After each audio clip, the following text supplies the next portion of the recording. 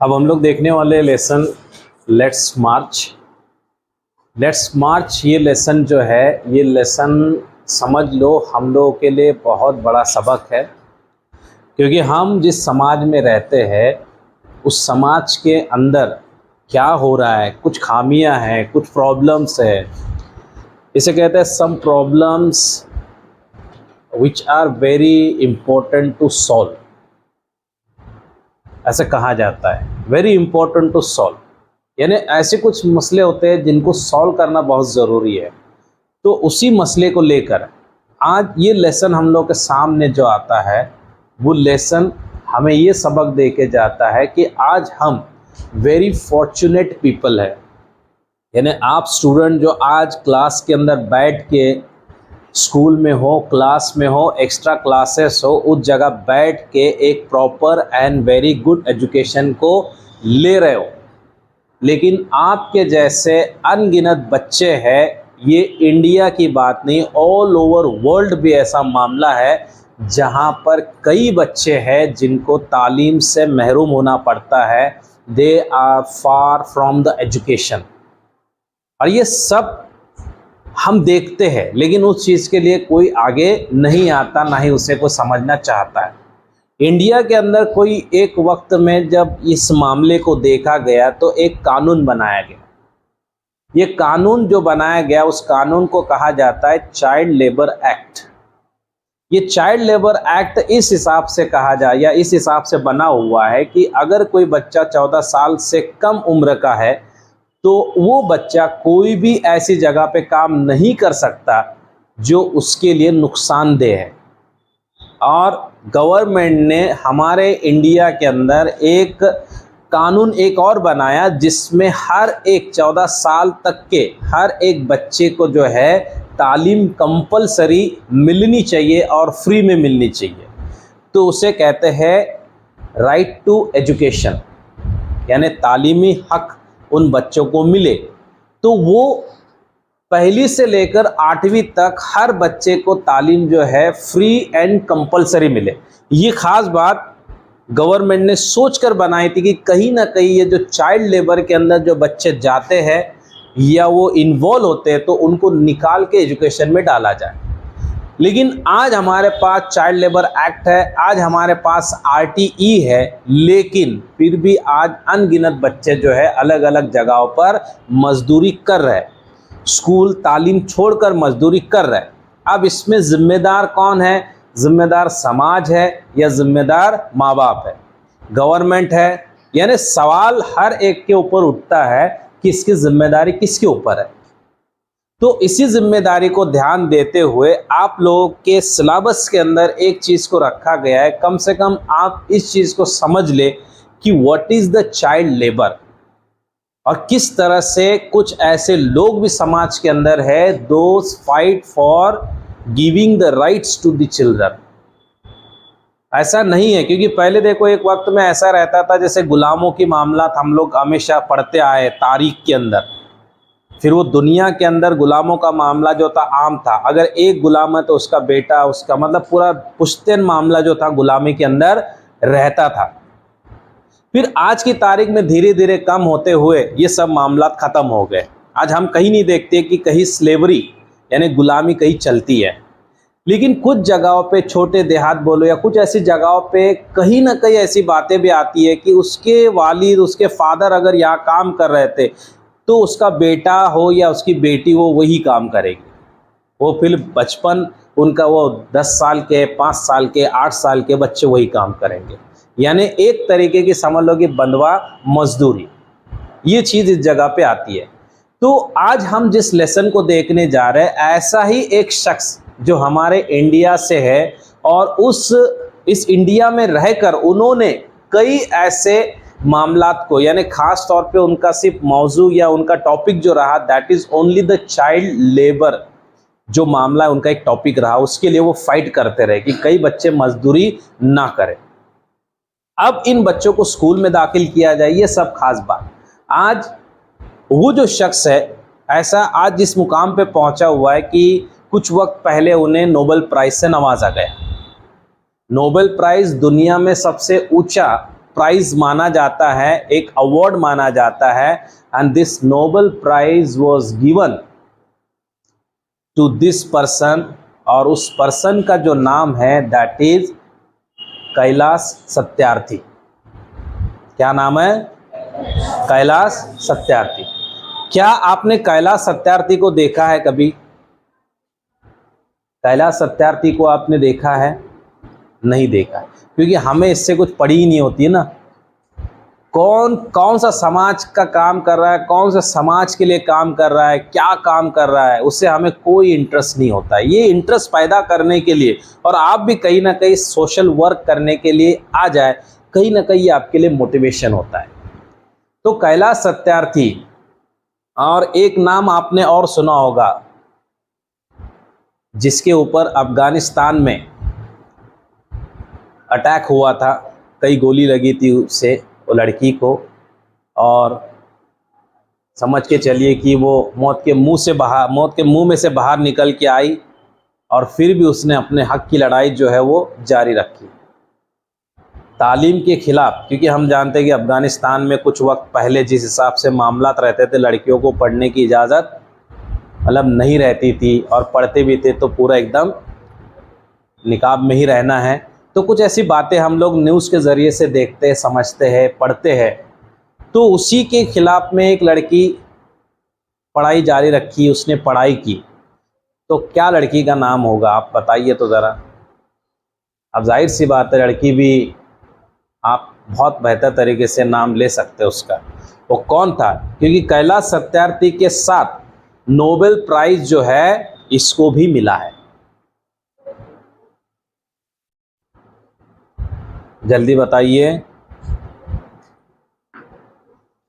Nobel prize इसको भी मिला है।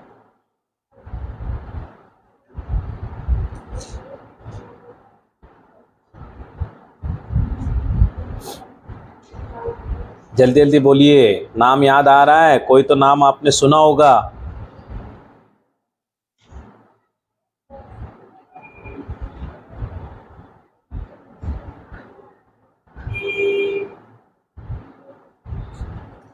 सुना है कि नहीं सुना?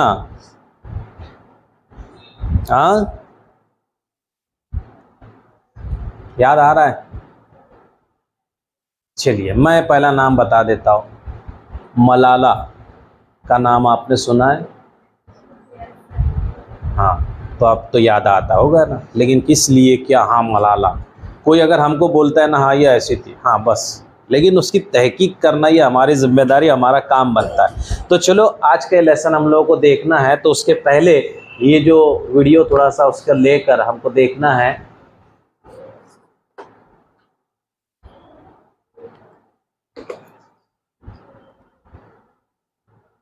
अब इसी के अंदर कैलाश सत्यार्थी भी रहेंगे।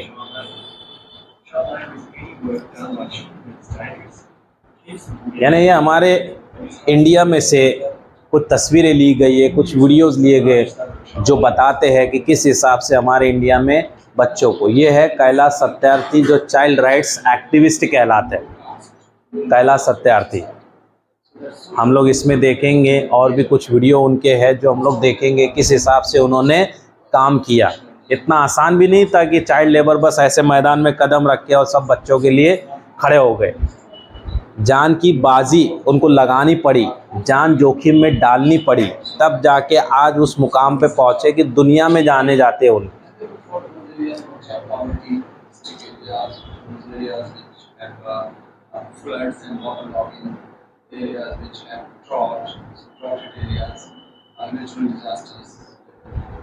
So it's a combination of several factors.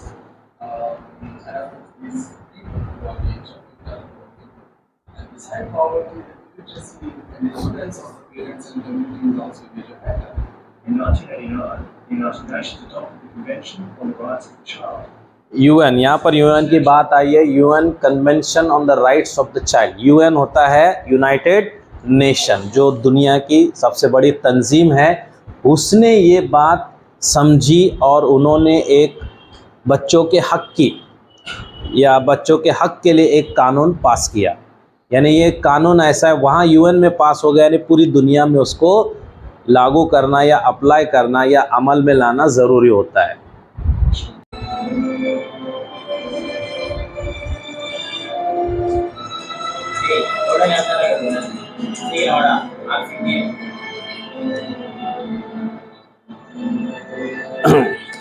अब इसी को लेकर ये अपने पास जो वार्मिंग अप में 2 तस्वीरें आ रही है।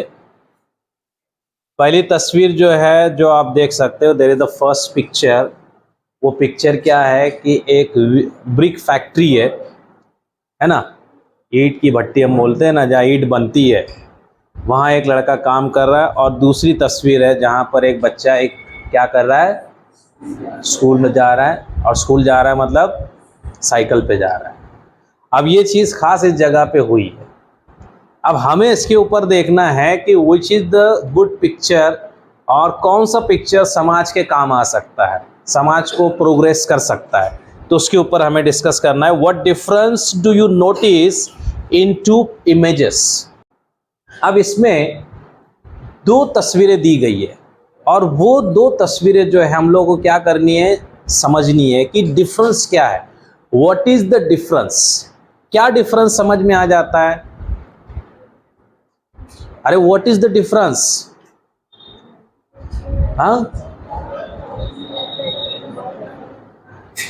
फर्स्ट पिक्चर क्या है, a child is working at the brick factory. This is the first, यानी चाइल्ड इज वर्किंग। और अनदर पिक्चर जो है, there one boy is going to school. ये 2 तस्वीरें हैं जो डिफरेंस हम लोगों को देती है। सेकेंड क्वेश्चन यहां दिया है, which of the 2 situation should change.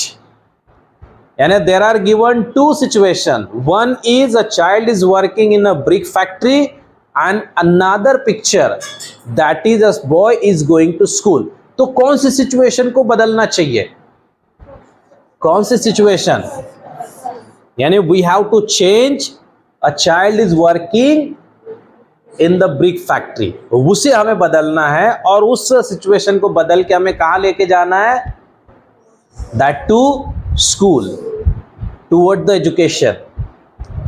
तीसरा question, how and when can the situation change. Very important question and very powerful question हम जिसे कहेंगे, कि जिसमें एक सोच आपको सोचना है कि क्या सिचुएशन, यहां कहते हैं how and when can the situation change, कब और कैसे ये बदल सकता है, कैसे बदल सकता है।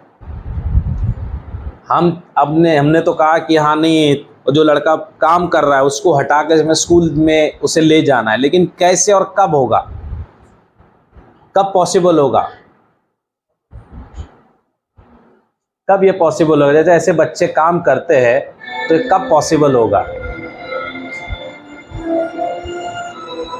अरे ये तो एक this is the one example है। ऐसे अनगिनत बच्चे हैं हमारे सोसाइटी के अंदर जो इस तरह से काम करते हैं। हमारे आसपास भी, हम होटलों में भी देखते हैं, छोटे छोटे बच्चों को भी काम पे लगाया जाता है।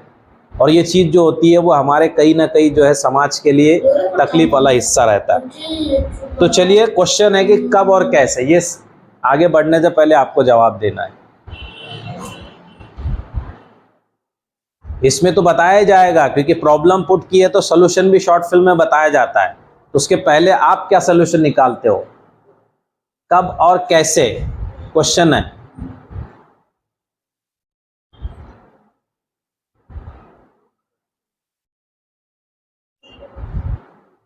कब और कैसे,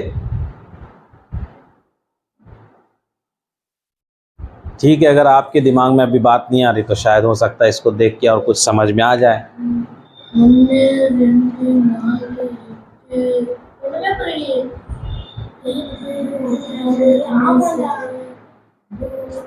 ये 2 सिचुएशन जो कि तस्वीर में, दो सिचुएशन हमारे सामने भी है।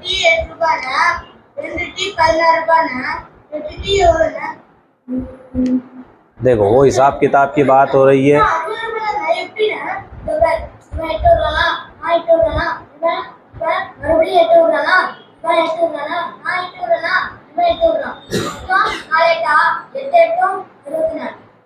అన్న నేను నాలుగు కొట్టినా అయ్యో పాస్వర్డ్ తప్ప అంటే ఓనర్ అడిగారే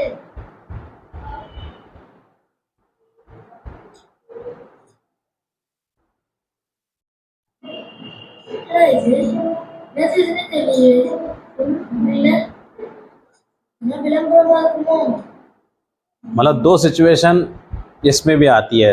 जो लड़का लेबर एक्ट के तहत मतलब लेबरिंग का काम कर रहा है, ना उसे गिनती आती है और ना ही उसे पढ़ना आता है। जिस हिसाब से कागज़ घुमा रहा है इसका मतलब उसको पढ़ते नहीं आ रहा है। और जो स्कूल के बच्चों से पूछता है कि ये चाय जितनी हुई और इतना, तो वो कैलकुलेट करके उसको बताता है कि इतना होना चाहिए, तो वापस भाग जाता है पैसा लेने के लिए। यानी कैलकुलेशन में भी और पढ़ाई लिखाई में भी वो पीछे ही चल रहा है। इसमें कहीं ना कहीं सलूशन आपको भी मिल रहा होगा, क्योंकि यही वो स्टूडेंट है कि जो आप जैसे है, लेकिन वो क्या कर रहे हैं उसको अब सिखा रहे हैं। यानी ये सिचुएशन कैसे बदल सकती है, इसीलिए मैंने कहा था कि ये वीडियो को आगे चलाने से पहले सलूशन आपके पास होना चाहिए। अब उसके ऊपर आपको सोचना है कि हम कैसे मदद कर सकते हैं।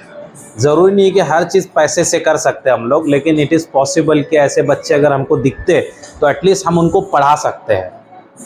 हमें उन्हें पढ़ाना चाहिए। हमारी मदद जो रहेगी, हम इतने अभी आज कमाने वाले नहीं है, इसीलिए हम उनको पैसे से तो मदद नहीं कर सकते। तो it is very important to help them या help such children by educating them, है ना। उनको एजुकेट करना है, उनको पढ़ाना है।